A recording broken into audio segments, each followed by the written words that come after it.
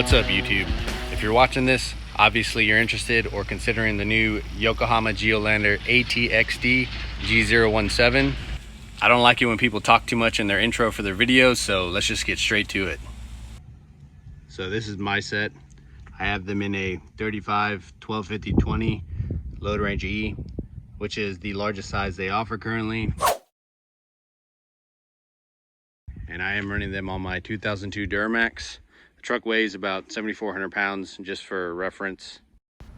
And just to clarify, this is the Geolandar ATXD, not to be confused with the XAT. So far, I have about 1,000 miles on these, which is why they look a little dirty. The performance on road has been great, as well as a little bit of off-road testing that I've been doing.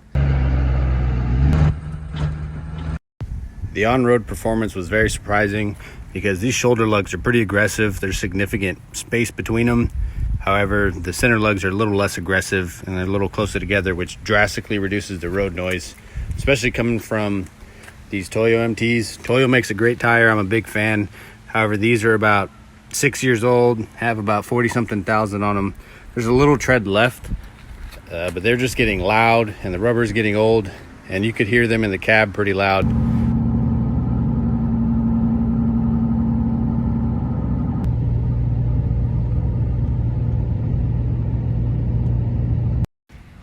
Even though these are listed as an all-terrain, I consider them more of a rugged terrain because they are more aggressive than a regular all-terrain, but less aggressive and better road performance than most mud tires on the market.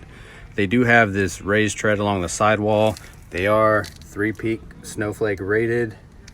So the 3-peak snowflake rating doesn't matter a whole lot here in Northwest Florida, but the performance on wet roads does.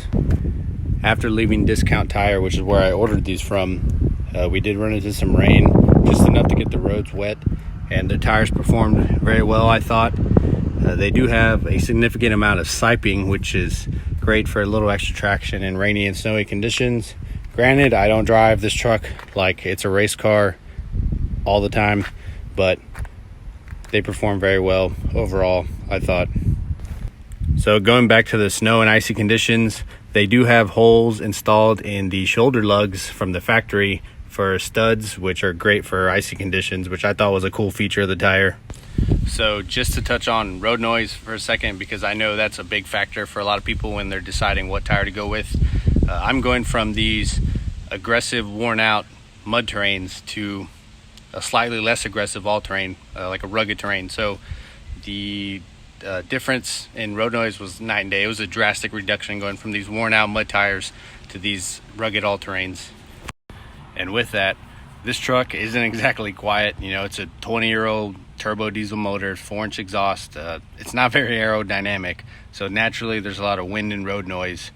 However, even with all that, the road noise coming from these, for how aggressive they are, is very minimal. Now, I'm not saying these tires are completely quiet, because they're not. They do produce minimal road noise, so if you're coming from like a factory street tire or something and you're upgrading to something more aggressive, it's expected to have slightly elevated road noise. I don't feel these tires are very loud.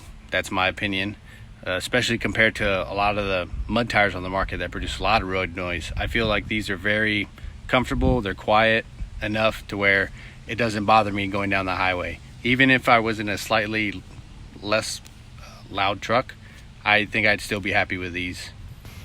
So another point I want to hit on is drivability. So mud tires and more aggressive tires generally don't have the best on-road performance. I do a lot of highway driving to and from work most of the time, so I want a tire that maintains good drivability on road. It's very responsive, which I feel these are. For how aggressive they are, they perform very well on the road. I don't go beat my stuff up in the mud on the weekends or anything like that, because it's just more to clean, and then stuff breaks and you have to fix it.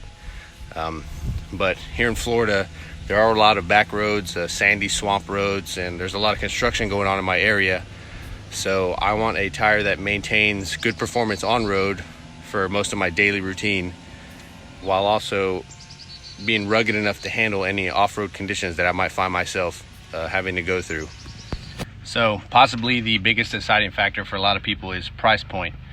When it comes to tires, you get what you pay for. The last two sets of tires I had on this truck were Toyos, and they are phenomenal tires. I would recommend them 10 out of 10. I had the Toyo AT2s, got about 50,000 miles out of those. They perform great.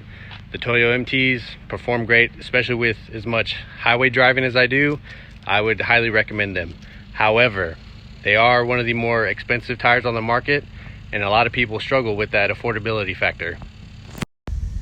I was able to get these ordered, shipped, and installed from my local discount tire for just over $1,600, which is about mid-range for tires these days in this size, 35, 12, 50, 20.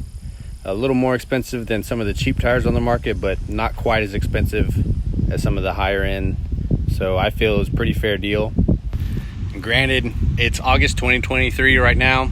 The way things are going, by the time you're watching this, prices might have gone up, they might have gone down. But as of right now, the price point for these tires is about mid-range for the tire market. So when it comes time, whether you're gonna purchase them or not, you're gonna have to do your own research on pricing. So that's all I have for today on my first impressions of these tires. I hope this video was helpful. If you have any questions or anything you wanna add, just throw in the comments section. Thanks for tuning in.